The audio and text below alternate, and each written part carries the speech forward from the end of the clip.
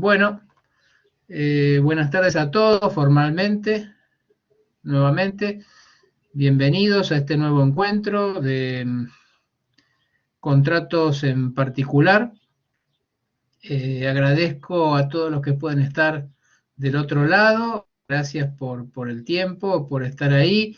Y quienes no hayan podido llegar o lleguen tarde o quieran revisar, este material va a quedar grabado, va a quedar subido, no por mucho tiempo en el campus, eso recuérdenlo, pero bueno, si ustedes pueden bajar o pueden tener la clase como en una carpeta, eso cada uno lo organiza, ¿vieron?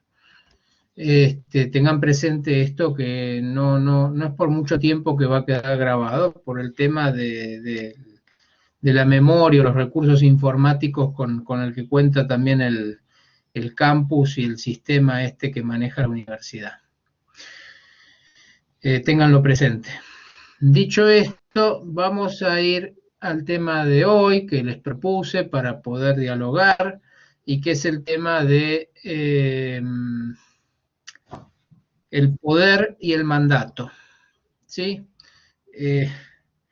El poder, ustedes recuerden, lo han visto seguramente, han visto algo por ahí en parte general de derecho civil y comercial, y también por ahí han visto algo en contratos, en teoría general de los contratos.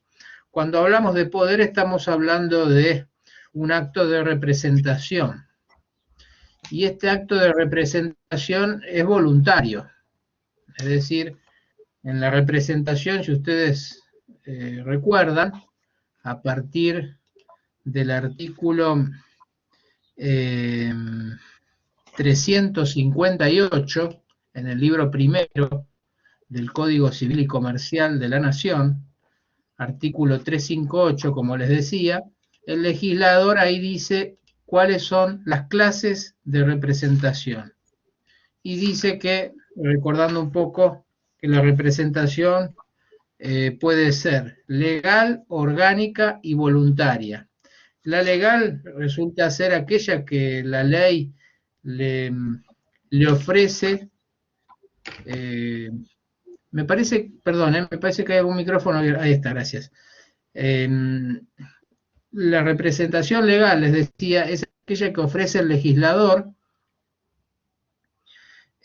para los casos de aquellas personas que no pueden ejercer por sí los actos jurídicos respecto de derechos o bienes, en términos generales, de los que son titulares, por una cuestión de que no tienen plena capacidad de ejercicio o la capacidad de hecho, como se decía en el código anterior. Entonces, si bien no les priva de la titularidad, porque son titulares de derecho, tienen capacidad de derecho, si no pueden ejercerlo por cuestiones madurativas y cuestiones de edad, que el legislador entiende que a partir de los 18 años ya puede manejarse con plena capacidad de contratar, diríamos, entonces, bueno, suple digamos, esta medida en protección de estos incapaces, la suple brindándole la representación legal, es decir, la que la propia ley le ofrece. Y es el caso de los padres respecto a los hijos menores, el caso de los tutores, el caso de los curadores, y en algunos casos, cuando debe haber algún acompañamiento, el caso de los apoyos. Bueno, eso es toda una cuestión de representación legal que no es tema de análisis nuestro, pero sepan que esa representación existe. La otra representación de la que habla el código es la de representación orgánica, y es aquella que es propia de las personas jurídicas, aquellas donde el esquema o formato jurídico para darle viabilidad respecto al cumplimiento de las metas o el objeto fundacional, ¿sí? La propia ley le brinda en el formato elegido de acuerdo al interés que tuvieron los fundadores para llevarlo a cabo, sea una asociación civil, una fundación, una sociedad, ¿sí? Entonces, esta teoría de los órganos le da justamente una representación orgánica, vaya la redundancia, pero es decir, los propios órganos son representantes de ese ente ideal que no es corporal, que es un ente ideal, ¿sí? Y que se maneja o exterioriza frente a terceros su voluntad a través de los órganos. Ejemplo típico, el presidente del directorio en una sociedad anónima es el representante legal de la persona jurídica de derecho privado llamada SA. Y finalmente, este es un tema que no tampoco tratamos ahora. Y finalmente la representación voluntaria, que es la que sí nos interesa, y acá le hace representación voluntaria igual a poder, y la representación voluntaria es aquella que se otorga una persona para que otra ejerza los derechos en determinado o en determinados actos jurídicos, en nombre de quien otorga esas facultades, ¿sí? Ese se llama poderdante, el que da las facultades. Y el apoderado es el que está investido de esas facultades y cuando va a ejecutar el acto jurídico, lo hace en representación de ese poderdante. ¿Mm? Y justamente se llama poderdante porque es quien otorga poder. ¿Mm? En esto de la representación voluntaria. Y es voluntaria porque lo otorga por distintas cuestiones.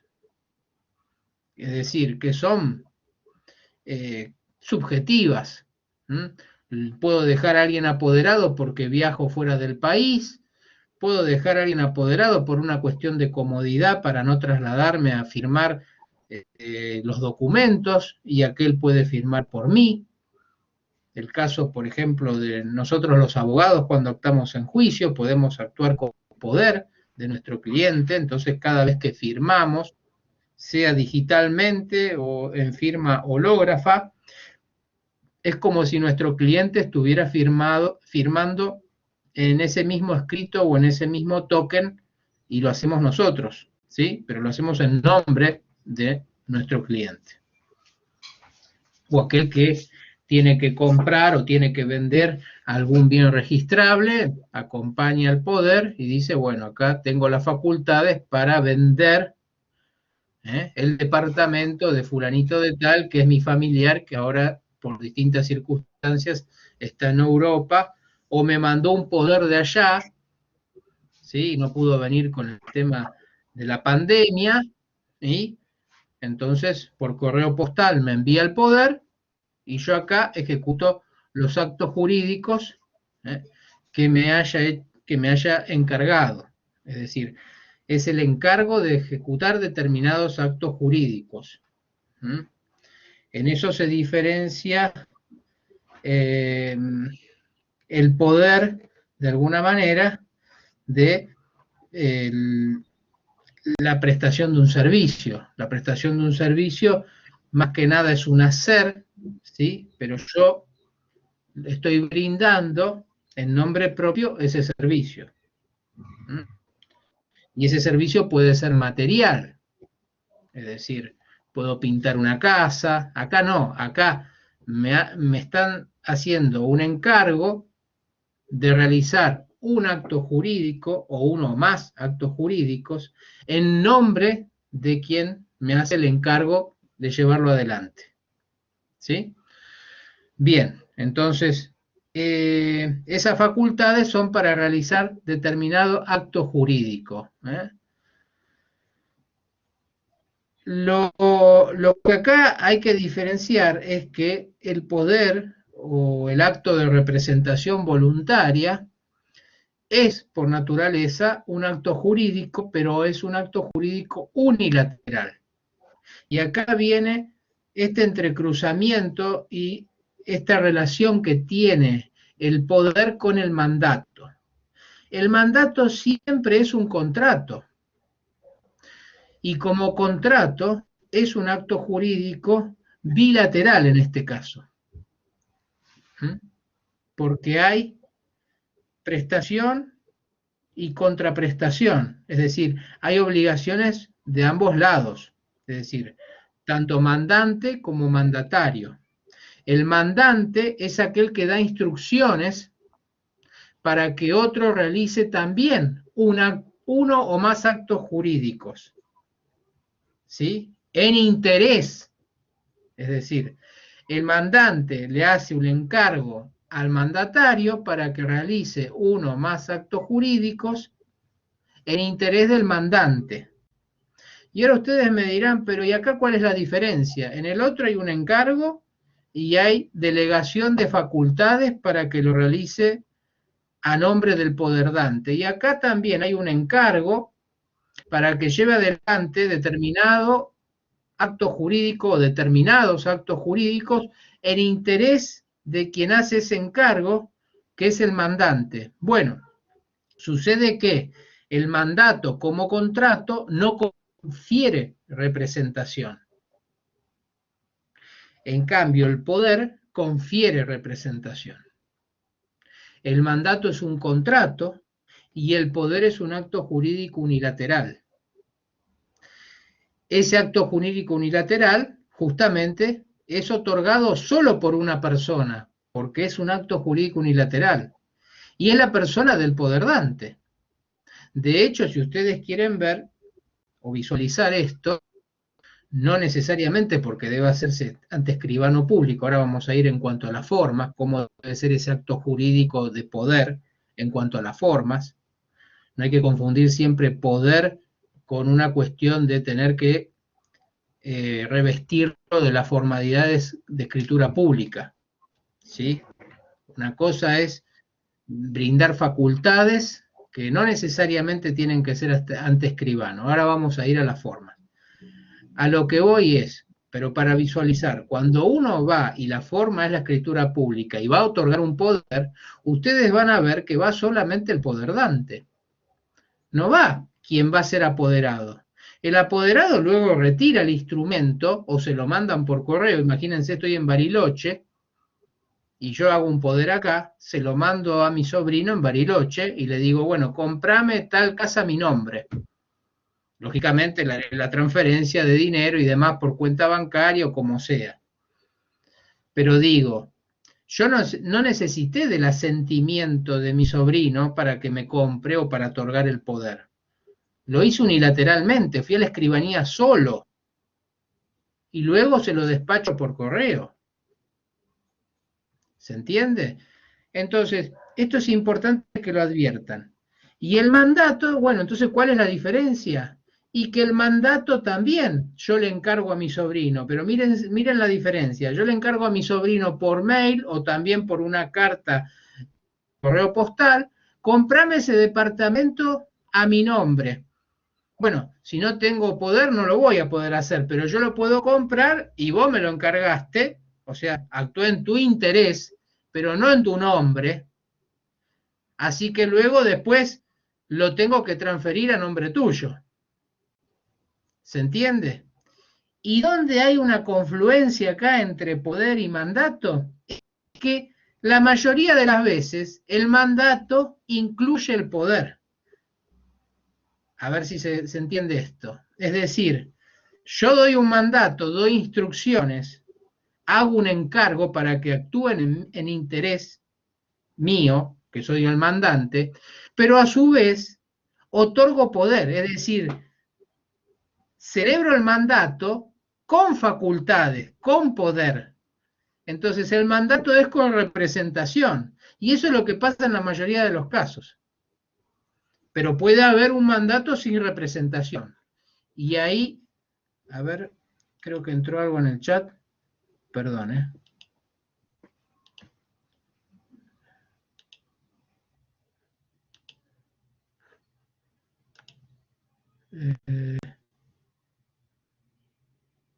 Profesor,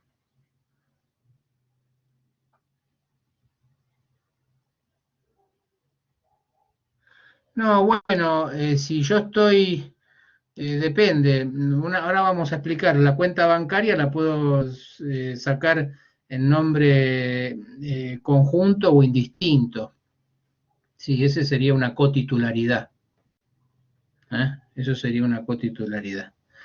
Ahora, aguántenme un segundito y ya redondeo esto. Quiero leerles esto porque si no, van a decir o pueden pensar dónde salió esto, ¿no? Entonces, fíjense, me voy al contrato de mandato. ¿eh? Acuérdense que el poder o la representación voluntaria la tengo a partir del 362, en el libro primero. ¿sí? Acá me voy al libro tercero, cuando ya habla de los derechos personales. Mandato es un contrato, el poder o representación voluntaria es un acto jurídico unilateral. El poder lo tengo tratado y regulado en el libro primero, a partir del 358 me dice cuáles son las clases de representación. Cuando la representación es voluntaria, entonces hablo de poder, y a partir del 362 me regula la representación voluntaria o poder, el código.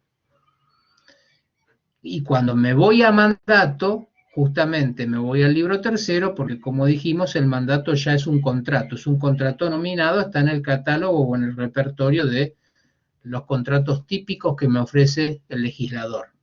Y a partir de 1319 tengo regulado el mandato. Y me dice definición el 1319. Hay contrato de mandato cuando una parte se obliga a realizar uno o más actos jurídicos en interés de otra. En ningún momento habla de a nombre ni en representación. Habla en interés. El mandato puede ser conferido, segundo párrafo del 1319, y aceptado, expreso tácitamente. Si una persona sabe que alguien está haciendo algo en su interés y no lo impide, pudiendo hacerlo, se entiende que ha conferido tácitamente el mandato. La ejecución del mandato implica su aceptación aún sin mediar declaración expresa sobre ella. 1320, cortito. Si el mandante confiere poder para ser representado, le son aplicables las disposiciones del 362 y siguientes. ¿Ah? Entonces, se quedan con esa partecita que ahí lo aclara.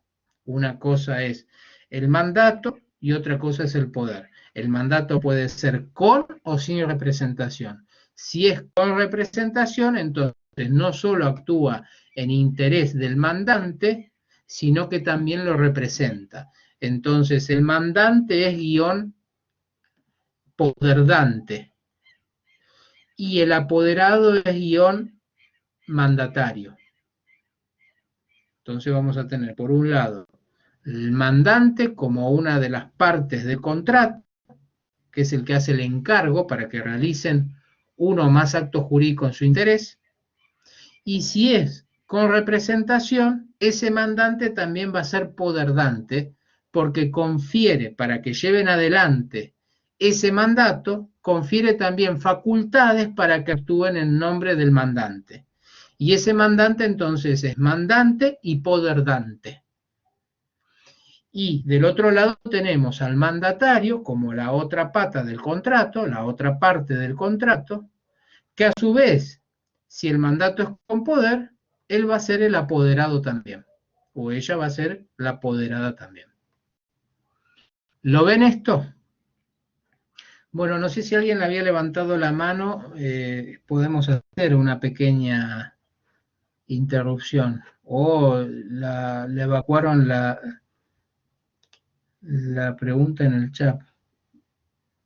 Bueno, no, por favor, no hay problema. A lo mejor a veces queda claro o a lo mejor hay que después aclarar algún punto. No se preocupen. La cuestión es la siguiente. Entonces, teniendo claro eso, vamos a ver que la representación voluntaria, y acá está lo que les decía de la forma, está en el artículo 363. Habla de forma. Forma en el sentido de cómo debe ser el vehículo que transporta la voluntad del poderdante, dónde debe estar plasmada, dónde debe exteriorizarse la voluntad como propia del acto jurídico. Y el código dice, el apoderamiento, que vendría a ser el acto de conferir poder o facultades, el acto de apoderamiento también podemos decir, acá dice el legislador, el 363, el apoderamiento debe ser otorgado en la forma prescripta para el acto que el representante debe realizar. Entonces, claro, si el representante tiene que comprar o vender un inmueble, ¿cuál es la forma para realizar ese acto jurídico de compra-venta inmobiliaria? La escritura. ¿Sí? Por la naturaleza del objeto. En ese caso, el poder tiene que ser por escritura. Se aplica lo que llama la doctrina el paralelismo de las formas. Si el acto que debe realizar el poderdante no debe ser en escritura pública, supónganse que me dicen, quiero que alquiles en mi nombre una quinta para pasar las vacaciones. Bueno, perfecto.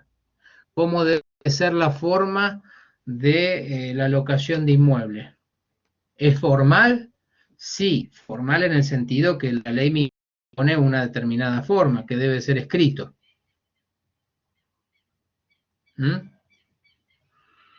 Ahora, ¿tiene que ser por escritura pública? No. Salvo el del veraneo. Supónganse que tengo que alquilar por una tienda o por un local comercial. Tiene que ser por escrito. Entonces, tiene que ser por escrito no quiere decir que además deba ser por escritura pública. Con lo cual, ¿qué es lo que le voy a decir? Es decir, bueno, mirá, yo necesito por lo menos que las facultades me las haga por escrito. Entonces yo, con ese documento de poder, voy, me puedo presentar y alquilar a tu nombre.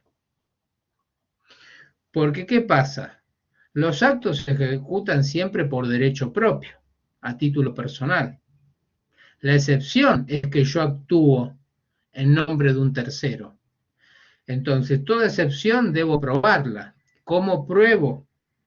Generalmente con el instrumento que contiene el poder. ¿Por qué? Porque el tercero de buena fe que va a contratar y respecto de quien se presenta como poderdante le dice que él va a actuar firmando en nombre de otra persona que no es él la que aparece físicamente, entonces, bueno, me lo tiene que acreditar. ¿Y cómo lo acredita? Exhibiendo el poder. Exhibiendo y entregando una copia. El tema está que de por sí la escritura pública da plena fe, no solo de la identidad de la persona, sino también del contenido. Entonces, un documento, un instrumento particular firmado, ¿sí? Me puede acreditar que tengo facultades. Quizá la firma la tenga que tener certificada como para que el tercero que va a firmar sepa ciencia cierta que esas facultades efectivamente, si no lo vio firmar ante él ese documento, porque si yo lo veo y le digo, espera que te voy a conferir facultades a favor de mi sobrino y yo firmo delante de él, que es con quien va a celebrar mi sobrino el contrato el mes que viene y yo voy a ausentarme, no necesita entonces él asegurarse de que yo firme ante escribano. Pero digo, en principio, uno, para darle seguridad jurídica y poder demostrar la buena fe de ese tercero, puede decir, bueno, ¿cómo sabía que le habría brindado facultades? Bueno, hubo una intervención o el banco donde tiene la firma registrada le hizo una certificación bancaria de firma o hizo la certificación ante escribano. Bueno, hay alguna formalidad adicional que da cuenta que esa persona tenía, digamos, esa expectativa y esa confianza cuando estaba celebrando el contrato de que lo hacía en nombre de la persona que aparecía en el instrumento confiriendo esas facultades. Bien. Después, ¿qué otra cosa? Después el tema de la representación. Bueno, esto de la representación es interesante cuando se presenta esto de la representación aparente. ¿M? No en todos los casos, ustedes van a ver, es necesaria, esto es como una representación tácita, si se quiere, ¿no? Es decir, de acuerdo a las circunstancias, a veces vieron, cuando uno entra en el local, el comerciante es el dueño del local, o aquella persona humana que tiene una actividad económica organizada, como dice el artículo 320, 322 del Código, que no habla de comerciante. Bueno, en ese caso, si yo ingreso a un comercio que tiene despacho de mercadería al público, evidentemente cuando yo voy a pagar, no le pago al dueño, le pago a quien en apariencia está legitimado a percibir ese pago. Y nadie me cuestiona de que estoy pagando mal, porque pago bien. Veo que todos pagan a la misma persona que se presenta o está dispuesta en la caja registradora donde se cobra. Un comercio cualquiera, piensen ustedes, hasta la propia panadería, confitería, cuando uno puede ir a comprar un domingo. ¿Sí? Bueno, eso es una representación también, ¿eh? Y que dice,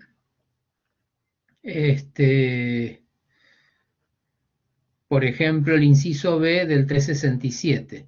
Los dependientes que se desempeñan en el establecimiento están facultados para todos los actos que ordinariamente corresponden a las funciones que realizan. Ya está, la persona está ahí en la caja, queda claro que está representando al dueño para percibir, ¿eh? Lo mismo que si yo presento un reclamo, quien haga las veces de supervisor o gerente también está actuando por el dueño del negocio, ¿sí? Bueno, esto está contemplado también por el legislador porque la práctica lleva mercantil, el tráfico lleva a esto de que no puedo estar apoderando siempre por escrito.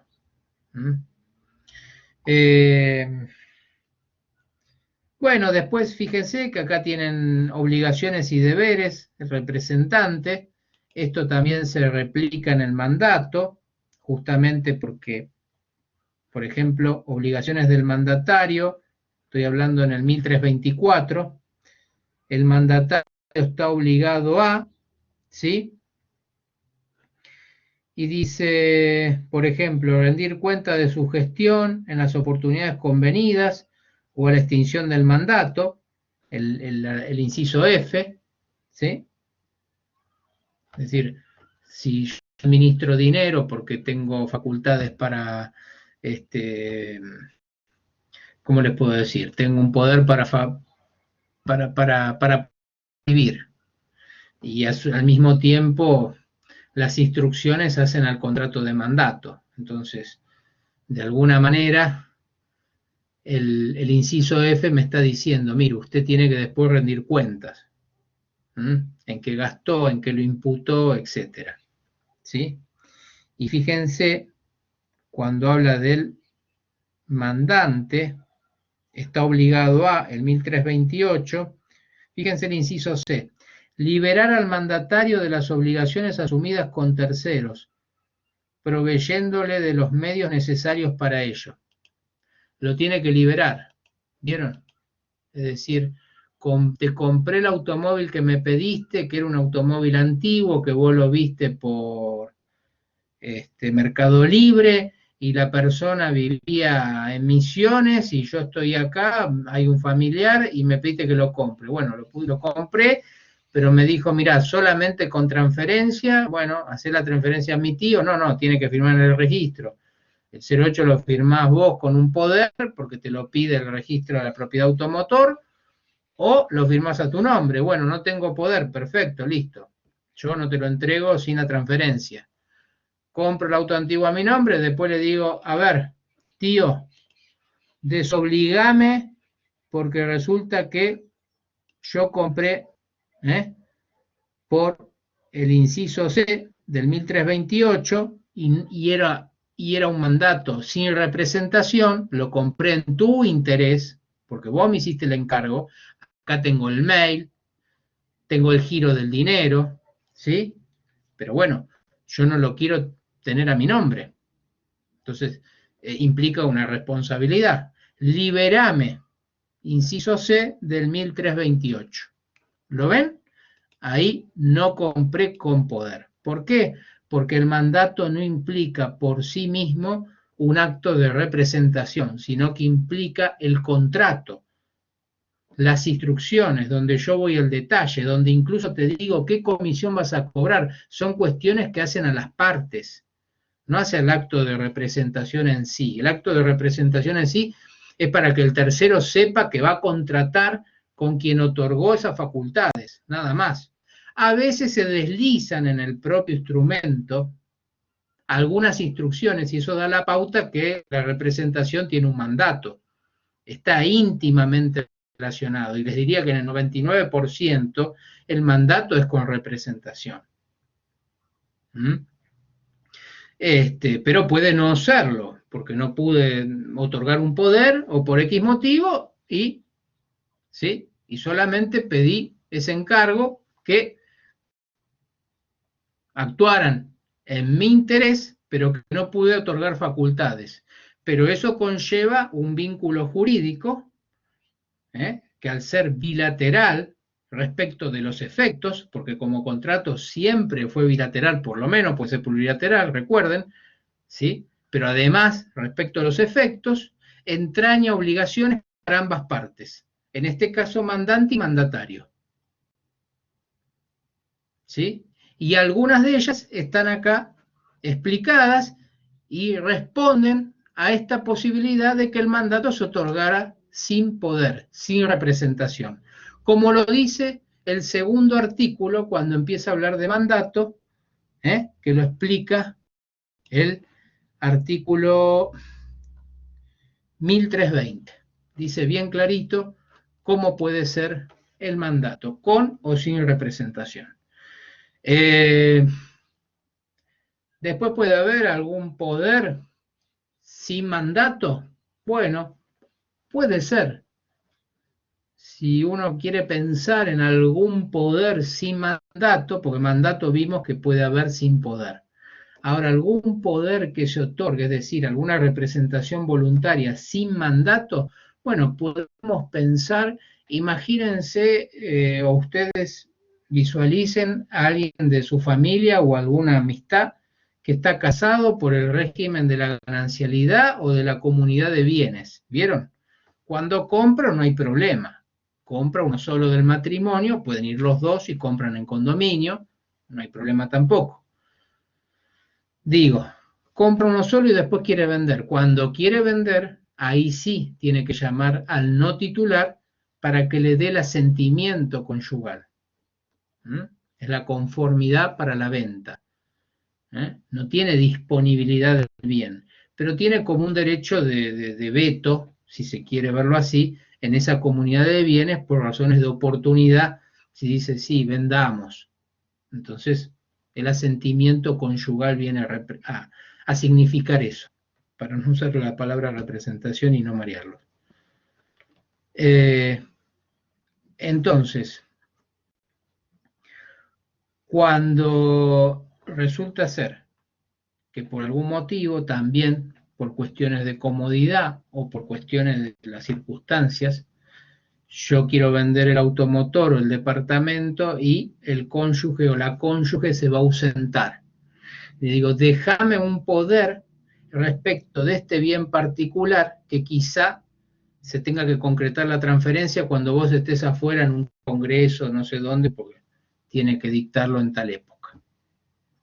No digo, déjame un poder del asentimiento, es decir, me da el encargo a mí, el esposo, en este caso, para que yo pueda, cuando firmo, estar ahí representada también la voluntad de mi cónyuge respecto a la conformidad o asentimiento conyugal para liberar ese bien, del cual ella no es titular en este caso, pero que yo necesito para poder disponer, porque es un bien no solo ganancial, sino registrable.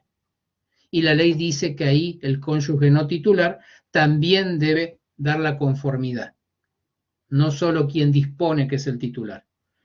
Entonces yo ahí voy y ahí no hay ninguna instrucción, no hay ninguna rendición de cuentas, no tengo que después desinteresar, es decir, no hay instrucciones, te dejo el poder para el asentimiento sin más, ya está. No es que me dice, tenés que venderlo de tal manera, eso lo hace el titular. Que esto se hable es otra cuestión, pero digo, si lo quieren visualizar como en un laboratorio, pueden decir el acto de apoderamiento en ese caso no contiene ninguna instrucción especial. Es un acto de apoderamiento puro. Firmó, dio el asentimiento, nada más, se agotó ahí. Bueno, yo creo que hago un comentario más y que también me parece importante con el tema de los poderes. Tengan presente. Bueno, hay una figura muy interesante que es la figura del, para que lo tengan presente, es la figura del eh,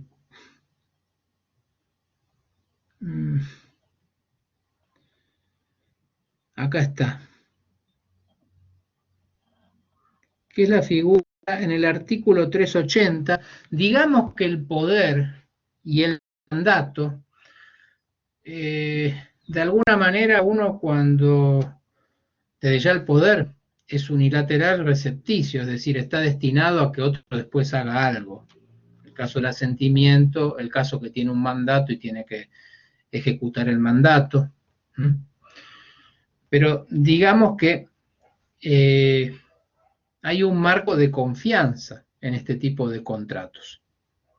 El mandante actúa cuando uno le pide que obre en interés de él, y aún más cuando incluye un acto de representación, es decir, incluye un poder, uno generalmente selecciona a la persona del poder dante.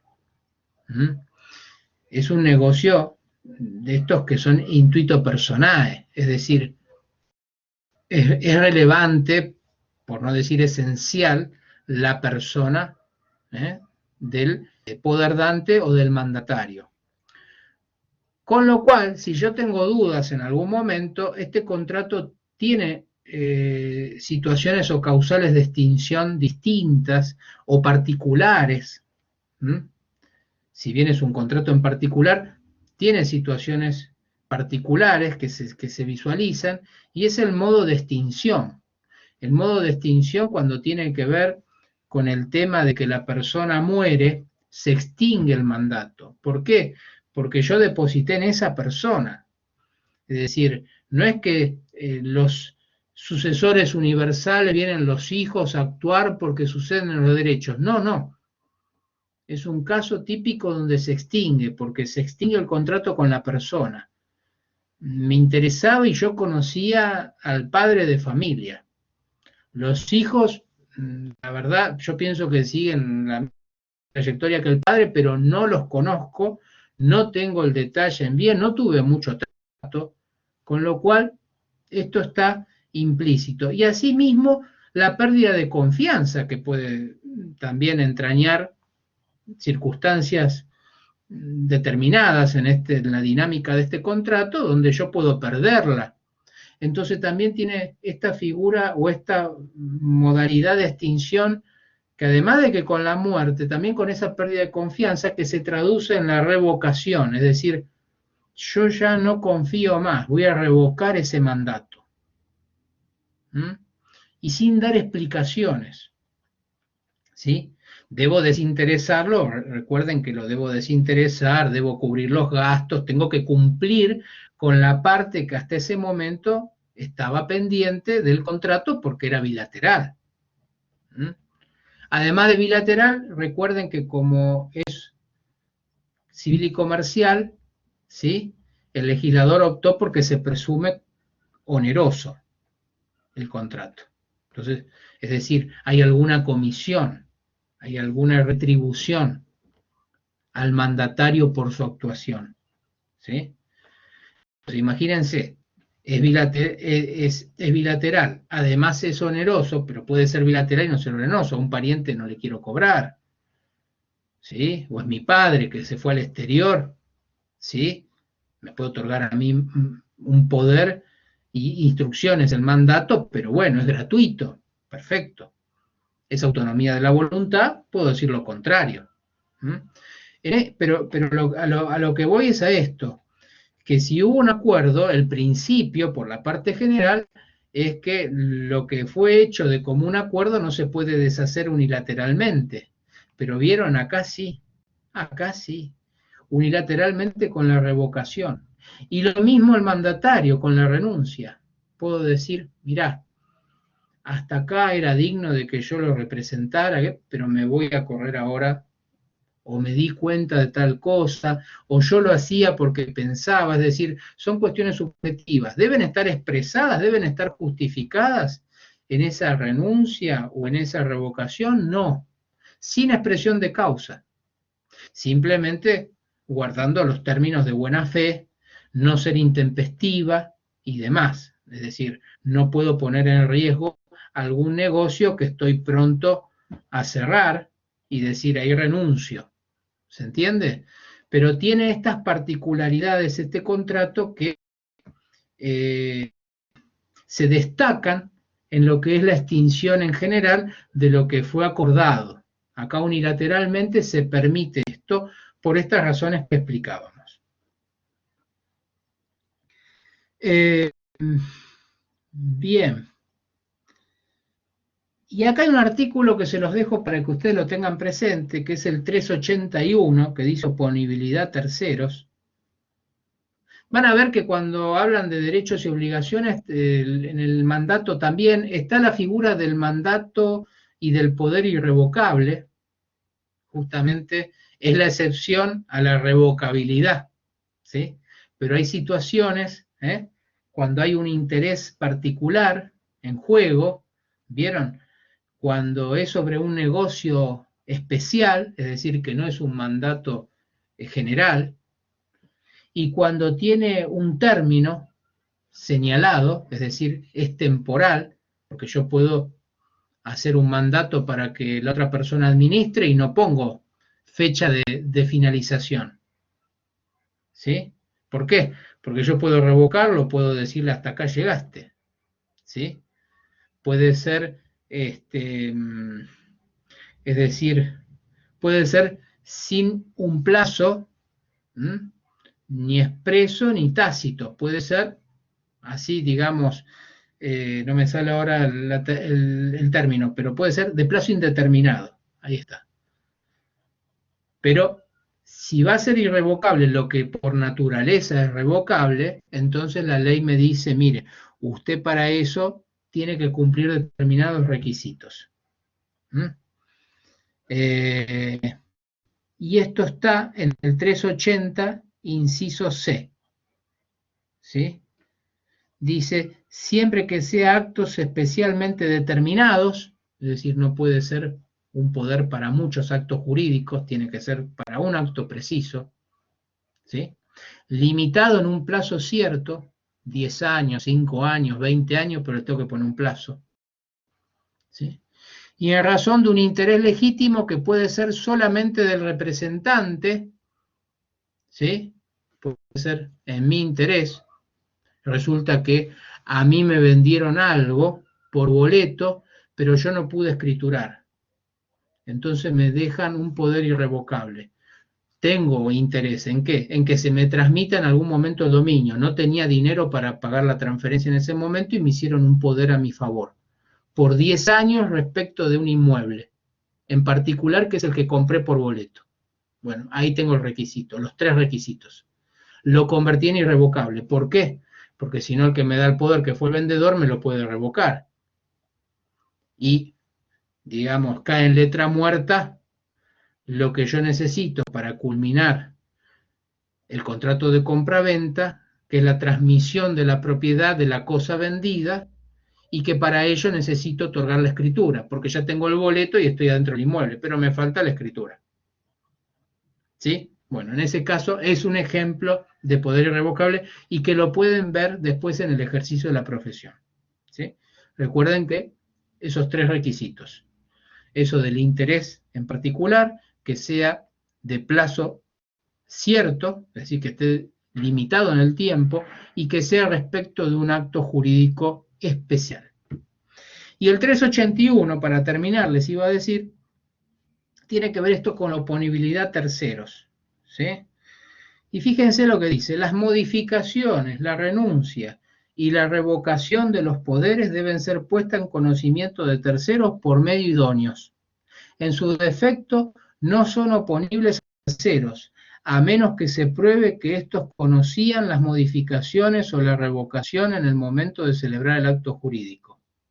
Las demás causas de extinción del poder no son oponibles a los terceros que las hayan ignorado sin su culpa. Es decir, viene una persona con un poder y contrata con un tercero, ¿sí? Y el poderdante falleció, ¿sí? Se extinguió ahí el poder, así como el mandato. Acuérdense que hay paralelismo en esto, ¿sí? Sin embargo, ese tercero, si desconoce o no podía conocer esa situación, él actuó de buena fe. Hay una apariencia de quien se presenta con el poder, tiene vigente ese poder, salvo que haya un plazo, porque, a ver, sin ser irrevocable yo también puedo ponerle un plazo, no quiere decir que siempre sea de plazo indeterminado aquel poder o aquel mandato que es irrevocable. Puedo otorgar un mandato o un, ¿sí? O puedo convenir un mandato con el otro, con la otra parte, con el mandatario, o puedo otorgar un poder unilateralmente que lleve consignado un plazo, aunque no sea irrevocable. Nada me lo impide. Pero digo, si no surge de la propia letra del instrumento de poder, es decir, el tercero se presume que actuó de buena fe. ¿Sí?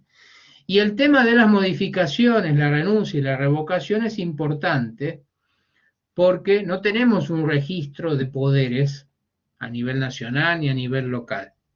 Entonces, a veces, la única que nos queda es chequear si el poder fue hecho en escritura pública, supongamos que se entiende que son para los casos más importantes por generalmente el paralelismo de las formas respecto del acto que tiene que celebrar el poder dante, de bienes relativamente ya en términos económicos valiosos, si se quiere, que son los registrables. Entonces, en ese caso, lo que puedo hacer, la manera de demostrar mi diligencia es, ¿sí? Me vienen con un poder de algún otro lugar, o de alguna otra provincia, o de alguna ciudad del interior, o del mismo lugar, pero bueno, llamar o presentarse en la escribanía, ¿sí? Y ver si ese poder está vigente o no. ¿Por qué? Porque quien otorgó el poder, si lo va a modificar, lo va a revocar, tiene que ir también al mismo escribano que lo otorgó. Entonces el escribano va a hacer relación en el libro de protocolo de que por fecha tal, en escritura pasada ante él, el poder del folio tal quedó revocado. Entonces, y eso anota en la escritura matriz. Entonces, cuando yo llamo, dice, sí, tengo un poder de tal fecha, pero a ver, hay una anotación marginal, dice, pero espera, esto hace 2 meses fue revocado. Y ahí hace el llamadito y va al protocolo y dice, efectivamente, acá tengo la escritura de revocación que está relacionada con el poder original. Así que ese poder no está vigente. Bueno, tengan en cuenta esto, el 381, porque siempre, si van a tener que asesorar o hay algún cliente, esto de la oponibilidad frente a terceros es muy importante. Y la diligencia que ustedes pongan o su cliente ponga en la consecución del negocio cuando otro actúa en representación, es importante que, si pudo haberlo conocido a esa situación, haya obrado en consecuencia y que no se quede ahí. Es decir, usted pudo haberse asegurado de que estaba vigente, ¿eh? Con solo pedir un informe al escribano, por ejemplo. Bien, voy a, ya digamos la exposición, creo que en lo esencial hablamos un poquito de poder y relacionamos el tema del mandato. Voy a ver, contesto así a viva voz y después cierro el tema de la grabación por la hora que implica esto, y en tal caso después, si hay tiempo al aire, como quien dice, continuamos sin grabación, pero continuamos evacuando alguna consulta. Ahora está levantando la mano María de Los Ángeles. Adelante, podés abrir el micrófono. Sí, buenas tardes, profesor. Sí, buenas tardes. Quisiera saber, usted hizo mención de que algunos actos jurídicos requieren una formalidad como la escritura y algunos otros no. Quisiera saber cuál es, si es que los hay, una nómina expresa de los que necesariamente deben hacerse a través de escritura. Sí, bueno, María de Los Ángeles, mira, acá le estoy subiendo y efectivamente cuando ustedes estudian, espere que estoy subiendo porque cuando ustedes estudian la parte general, sí, de los contratos, ahí van a estudiar la parte de forma. Y en la parte de forma, ya le digo, hay un artículo en particular que yo con el tema, acá está, con el tema de los números del código todavía no. Miren, es así. El principio, así, todo acto jurídico, y como especie el contrato se lo incluye, lógicamente, impera esto de la libertad de formas en virtud de la autonomía de la voluntad. Ahora, los que deben ser por escritura pública está en la ley, y el 1017 dice, deben ser otorgados por escritura pública, el artículo 1017, y tiene ahí 4 incisos donde le describe qué clases de contratos deben celebrarse por escritura pública. En ese caso, si el contrato que se va a celebrar por escritura pública lo va a hacer un tercero en nombre suyo, tendrá que también el poder otorgarlo con la misma forma, es decir, por escritura pública. En general, estos contratos que implican la transmisión de algún derecho real respecto de un bien inmueble, ese es uno de los casos típicos. También, por ejemplo, si usted va a hacer cesión de derechos hereditarios, supóngase que la parte de la herencia se la va a ceder a su hermano, en forma onerosa o gratuita, bueno, ese acto de cesión de derechos, porque no es una compra-venta, es una cesión de derechos, sea onerosa o gratuita, debe ser hecha por escritura pública. Como ejemplo, ¿no? Y ahí se lo trae el artículo que recién leí. Sí. Perfecto. Muchas gracias. Se discute hoy del poder. Antes Vélez Sarsfield traía que el poder para actuar en juicio debía ser hecho por escritura pública. Hoy el artículo que recién le referí no lo menciona como tal, con lo cual eso depende de las jurisdicciones. En algunos lugares se están admitiendo para que el abogado actúe por poder, lo puede redactar el propio abogado, el poder, y hacérselo firmar al cliente. Y después el cliente se presenta a ratificar firma en el juzgado, ¿sí? O la firma la tiene certificada por escribano y usted lo digitaliza y lo sube, y en algunos casos ya se lo admiten como una forma viable porque no lo así. Pero bueno, esto es de acuerdo a la jurisdicción.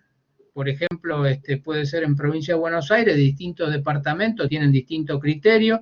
todavía no hay jurisprudencia de la Corte Provincial que uniforme esto, y bueno, es jurisprudencia departamental de las cámaras de apelaciones, como lo mismo puede existir en otras provincias, ¿vio? Está bien, está bien. Pero antes el Poder Judicial, Vélez lo incluía en el 1184 del Código derogado, lo incluía como uno de los que debía ser bajo forma de escritura pública. Ok. Bueno, no sé si está respondido. Sí, le agradezco muchísimo. Por favor, no sé si hay otra pregunta y si no usted tiene que formular otra, la hace después seguidamente, no hay problema. Voy a dejar de grabar, permítanme, a fin de salvar esta clase.